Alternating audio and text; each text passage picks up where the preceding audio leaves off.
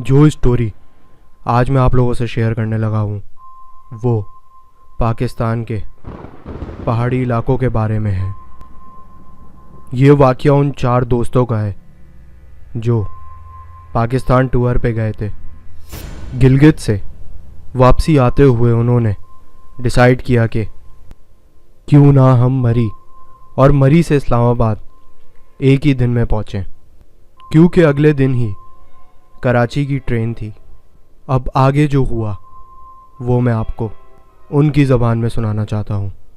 ہم نکلے گلگت سے صبح سویرے اور چلاس 0 پوائنٹ پہنچ کے 2 راستے آتے ہیں۔ ایک اسلام آباد کی طرف جاتا ہے جہاں سے ہم آئے تھے، اور ایک دوسری طرف راستہ جاتا ہے۔ ہم کراکرم ہائی وے سے ہی نکلے اور چلاس سے آگے جا کے بشام سے پہلے ایک ایریا آتا ہے جہاں سے لے کر بشام تک جنات اور پریوں کے حوالے سے کافی مشہور ہے، اور وہاں پہ کئی سارے لوگوں کے ساتھ قصے بھی ہوئے ہیں، اور ہمارے ساتھ بھی کچھ ایسا ہی ہوا۔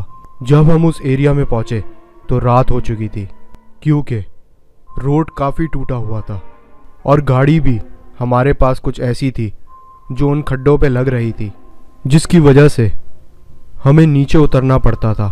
کچھ دیر کے بعد ہم 4 دوست اور ایک ڈرائیور تھے۔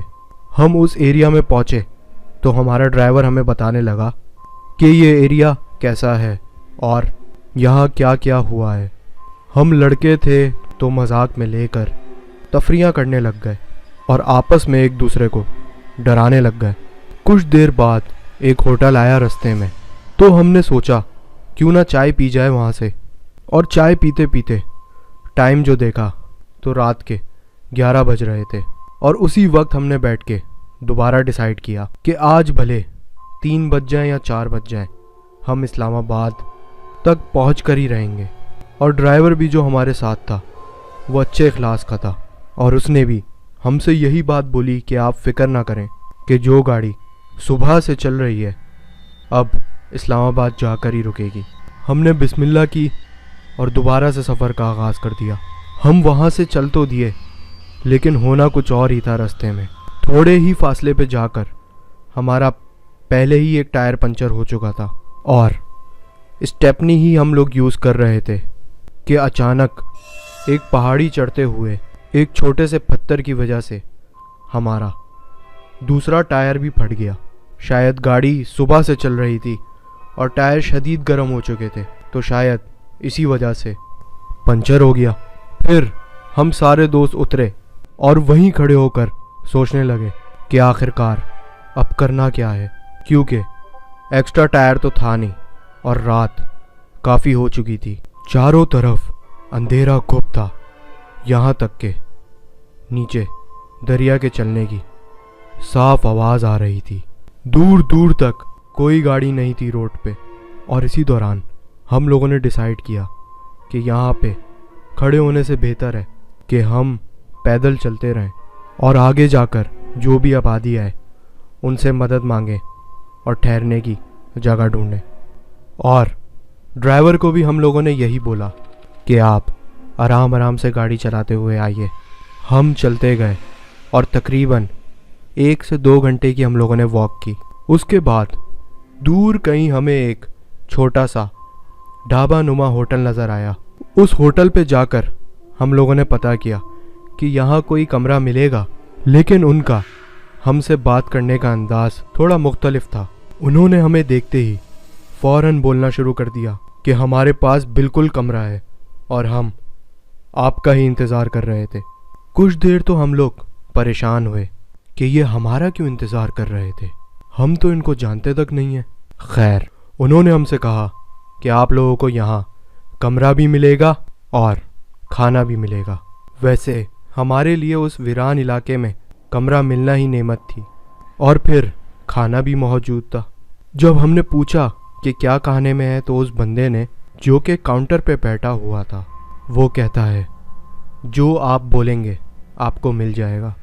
مجھے لگا کہ شاید یہ مذاق کر رہا ہے ہم سے، تو میں نے سوچا کہ اس برے وقت میں ایک چھوٹا سا مذاق ہم اس کے ساتھ بھی کر دیں، اور ایسی چیز مانگتا ہوں جو یہ بنا بھی نہیں پائے گا۔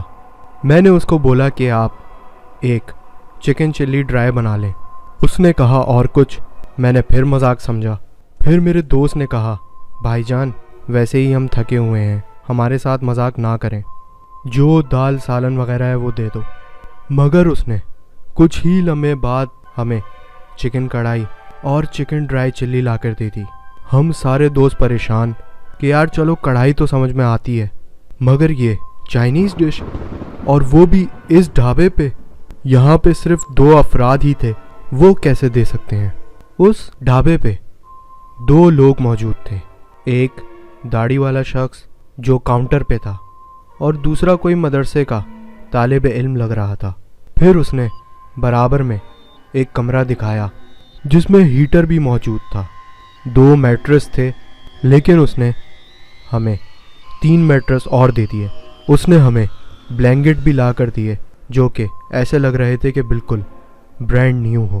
پھر دوست، میں اور ڈرائیور سگریٹ پینے کے لیے باہر نکلے اور ہوٹل والے بھائی سے پوچھنے لگے کہ کتنا بل ہو گیا ہے کمرے کے ساتھ، تو وہ ہم سے کہتا ہے کہ صبح سب حساب کر لیں گے۔ خیر، ہم نے اپنی سگریٹ پی اور پھر ہم سو گئے، اور جب صبح آنکھ کھلی تو میرے منہ پر دھوپ کی روشنی پڑ رہی تھی۔ میں اٹھا اور دیکھا کہ ہم سب تو کھنڈر نما کمرے میں پڑے ہوئے ہیں اور وہ بھی زمین پر پڑے ہوئے سو رہے ہیں۔ یہ کچھ انتہائی عجیب سی بات لگی مجھے۔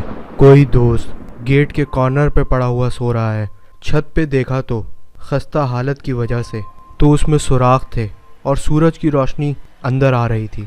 باہر گیا تو جو ہمارے برابر میں ہوٹل تھا وہ اب ٹوٹا ہوا کمرہ تھا، اور گاڑی ہماری باہر ہی کھڑی تھی اور ٹائر اس کا ابھی بھی پھٹا ہوا تھا۔ اس عجیب کشمکش میں نے سب کو اٹھایا اور بس جو تھوڑا سا سامان گاڑی سے نکلا ہوا تھا اس کو واپس رکھا اور پھر پیدل چل پڑے۔ ہمارے ڈرائیور نے کہا کہ میں آگے تیز جاتا ہوں اور پوچھنے لگا کہ واپس آتا ہوں تھوڑی دیر میں۔ خیر، ہم آگے بڑھتے رہے اور بشام پہ رک کے ہم لوگوں نے ناشتہ کیا، اور پھر سب سوچوں میں لگ گئے کہ یہ آخر کار ہمارے ساتھ ہوا کیا ہے۔ اگرچہ وہ لوگ تھے، اور اگر وہاں پر وہ ڈھابا تھا، اگر وہ حقیقت میں تھا تو وہ کہاں گئی صبح میں جگہ؟ کیونکہ رات میں جب ہم ادھر پہنچے تھے باقاعدہ وہاں پہ کاؤنٹر لگا ہوا تھا، ایک مخصوص جگہ تھی جہاں پر وہ بچہ بیٹھا ہوا تھا اور وہ داڑھی والا شخص کاؤنٹر پہ بیٹھا ہوا تھا۔ ایسا لگ رہا تھا کہ کوئی ہوٹل ہے جہاں پہ کھانا پینا ملتا ہے، لیکن جب صبح ہم نے دیکھا تو کہانی بالکل مختلف تھی۔ یہاں تک کہ وہ کمرہ جس میں ہم رکے ہوئے تھے رات تک وہ بالکل صحیح تھا، اور یہاں تک اس میں ہیٹر تک موجود تھا، بستر تھا، لیکن جب صبح اٹھے تو وہاں پہ نہ ہی بستر تھا نہ ہیٹر تھا، بلکہ ان کمروں کے اندر بڑے بڑے سوراخ ہوئے ہوئے تھے، مکڑی کے جالے لگے ہوئے تھے۔ ایسا معلوم ہو رہا تھا کہ کافی عرصے سے وہ جگہ بند ہے۔ پھر ہمارے ساتھ جو ہمارا ڈرائیور تھا اس نے ہمیں یہ بتایا کہ ایسے ہی واقعات کے بارے میں آپ لوگوں کو تھوڑی دیر پہلے بتا رہا تھا جس کا آپ مذاق اڑا رہے تھے۔ اس وجہ سے اس علاقے میں رات کو رکنا خطرناک سمجھا جاتا ہے، اور شاید آپ لوگوں کے ساتھ بھی وہی ہوا جو اس روڈ سے گزرتے ہوئے عموماً لوگوں کے ساتھ ہوتا ہے۔